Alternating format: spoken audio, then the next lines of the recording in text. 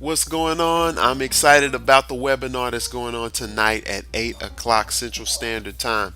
And I got some questions in that I'm going to be addressing. So let me read a few of these questions that I'm going to be dealing with tonight. A simple one is, how do you play over chord changes?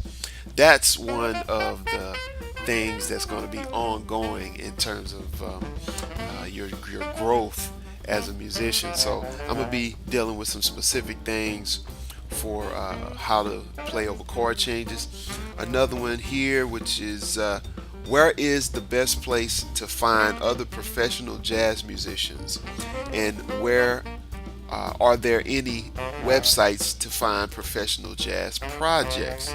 Okay, so I'm going to talk about that. Some resources for jazz musicians.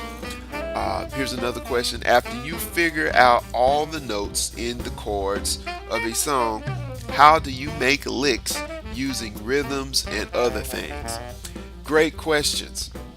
And then I have another question here. In the absence of having a regular teacher, are a community or other like-minded musicians with whom the idiom and materials can be rehearsed? Okay, how should one practice, and what should one practice? That's a great question. So I'm going to talk about that because I know sometimes a lot of people aren't closely knit into a community where you can play with like-minded musicians. So I'm going to talk about some substitutes and things that you can do to create that environment artificially, or be able to hook up with other people through unconventional ways, even doing stuff online like this. But anyway, I'm going to talk about that. I'm also address some other questions that we have coming in. So I'm excited about it, and I look forward to seeing you on the webinar. And it's not too late for you to enter your questions. Go ahead and click on this link to get registered, and you'll be able to get in there to register for tonight's webinar.